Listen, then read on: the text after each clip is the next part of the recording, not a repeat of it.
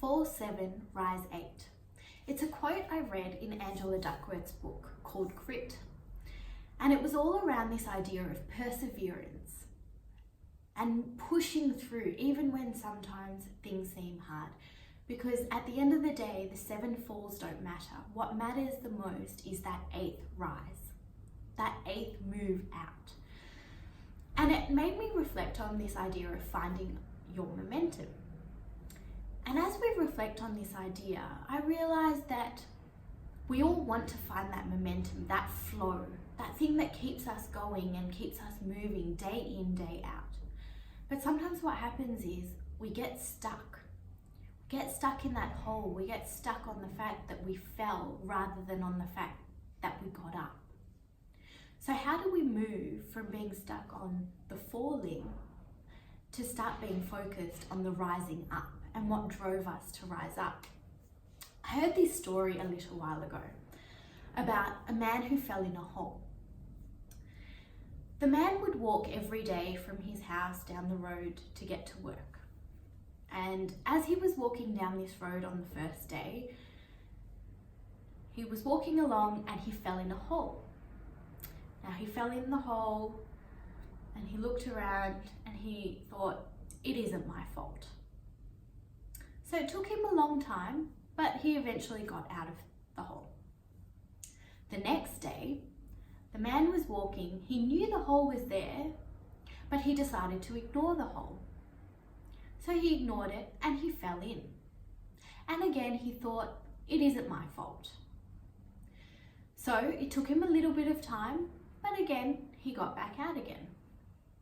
By the 3rd day, the man was walking and he stopped. He knew the hole was there, yet he fell in. But this time he thought, it is my fault. And he quickly pulled himself up, got out of that hole and kept moving. By the 4th day, the man was walking, he got to the hole, he looked down and he walked himself around the hole and off on his way. By the 5th day, as the man was walking, this time he walked on the other side of the road and completely avoided the hole.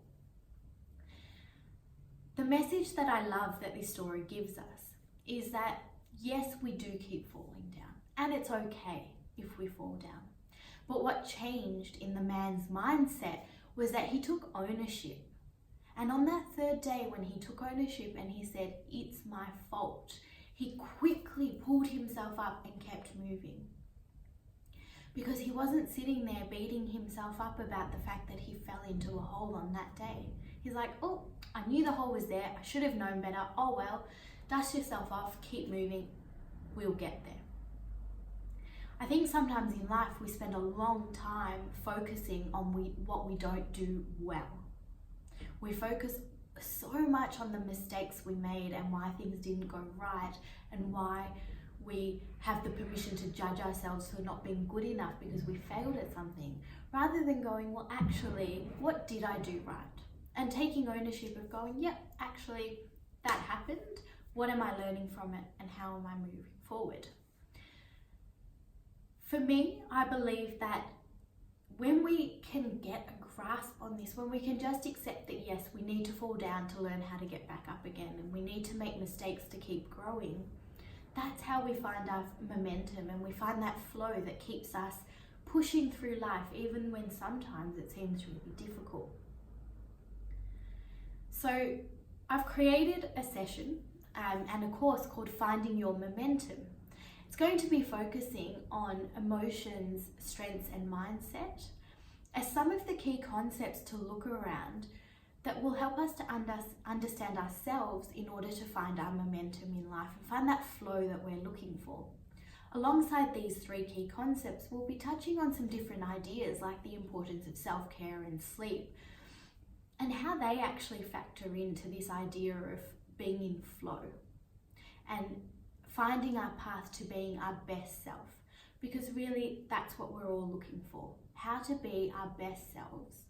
And sometimes we just need a little bit of guidance, support, and other people to talk to who are on the same journey as us so we can support each other in finding our momentum.